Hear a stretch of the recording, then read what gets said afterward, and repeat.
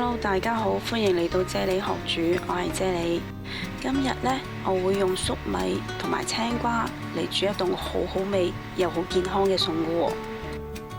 首先呢，我哋就要處理咗個粟米先啦。我會將啲粟米包葉啦，同埋粟米鬚呢，就搣走咗佢先嘅。再將條粟米呢咬斷佢㗎喎。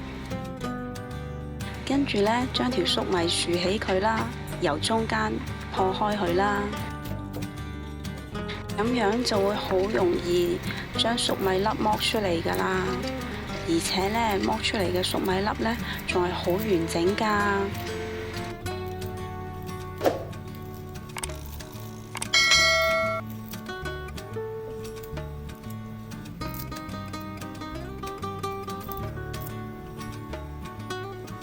話咁快呢，我哋就將啲粟米剝好晒啦。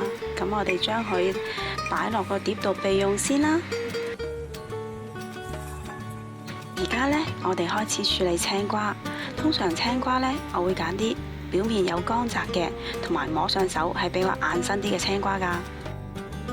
我哋將青瓜嘅頭尾切咗去唔要啦，跟住呢，再將青瓜一分為二㗎喎。然後呢，再將佢一開四啦，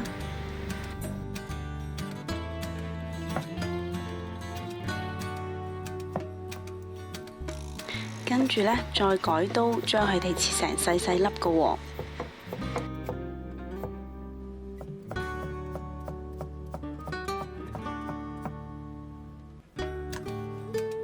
然後將切好嘅青瓜擺落個大碗入邊啦，跟住呢，加一羹鹽落去。我哋要揦一揦啲青瓜去㗎，撈勻咗佢之後呢，我哋擺埋一邊，由佢醃30分鐘先。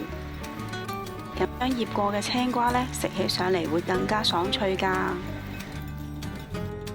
青瓜醃緊嘅時候呢，我哋準備一條紅蘿蔔啦。我哋而家呢，要將紅蘿蔔切成一片片嘅厚片㗎喎。跟住，我哋再將紅蘿蔔切成粗條，再改刀將佢切成一粒粒嘅紅蘿蔔丁。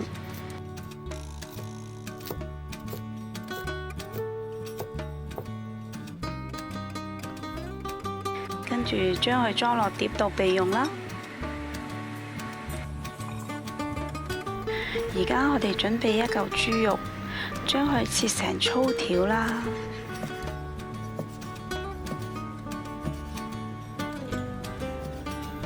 跟住再改刀，將佢切成一粒粒嘅肉粒㗎喎。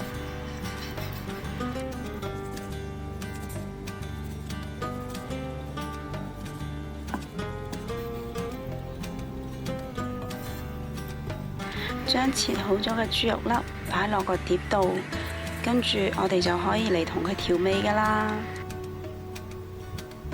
我會用2羹粟粉啦，1羹嘅糖啦，1羹嘅紹酒啦，2羹嘅生抽啦，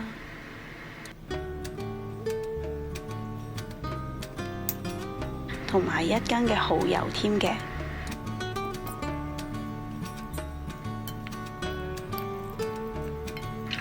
落好晒調味料嘅肉粒呢，我哋就要將佢慢慢咁撈勻佢啦。等啲肉粒呢，可以完全咁吸收晒啲調味料入去㗎喎。大概撈到呢，好似而家咁嘅狀態呢，就差唔多㗎啦。我哋將佢擺埋一邊醃30分鐘啦。青瓜已經醃咗30分鐘啦，我哋將青瓜醃出嚟嘅水倒咗去先。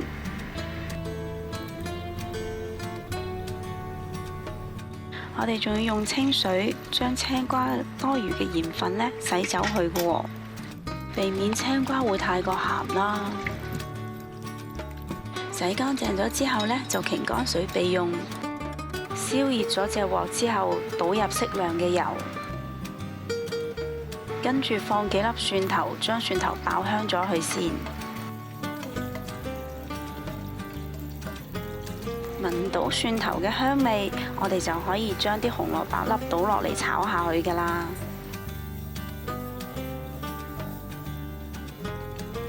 跟住再將啲粟米粒倒埋落嚟，一齊快速咁樣翻炒去30秒啦。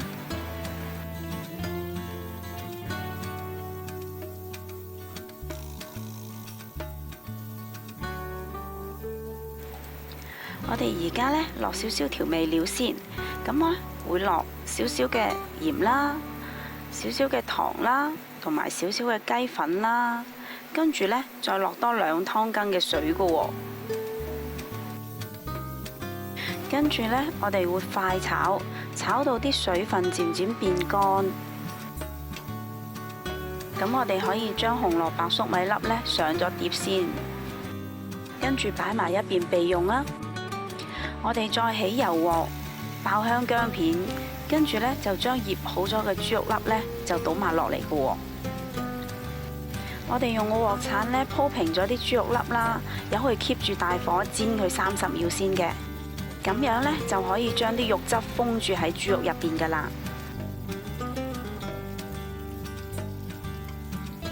煎咗30秒之後啦，我哋將啲豬肉粒呢快速咁樣爆炒幾下喎，跟住呢，就加2湯羹嘅水落去啦，繼續快炒大概1分鐘左右。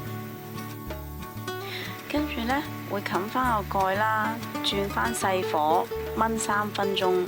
令到豬肉粒係可以完全熟透啦。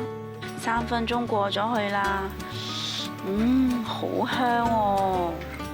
而家呢，睇到啲湯汁呢都差唔多收乾晒咯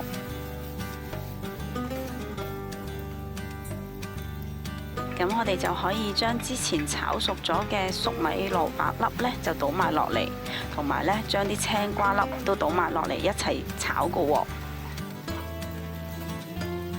繼續大火炒1分鐘左右啦，咁我哋就可以將佢上碟噶啦。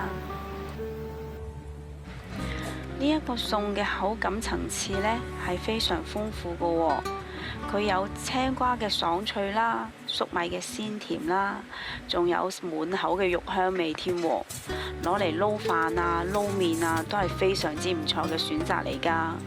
如果各位中意呢一款餸嘅話呢，不妨可以試下煮啊。同埋呢，請你哋記得俾個 like 我，同埋訂閱我嘅 channel 啦。多謝晒你哋嘅收睇啊！我哋下一期嘅影片再見啦，拜拜。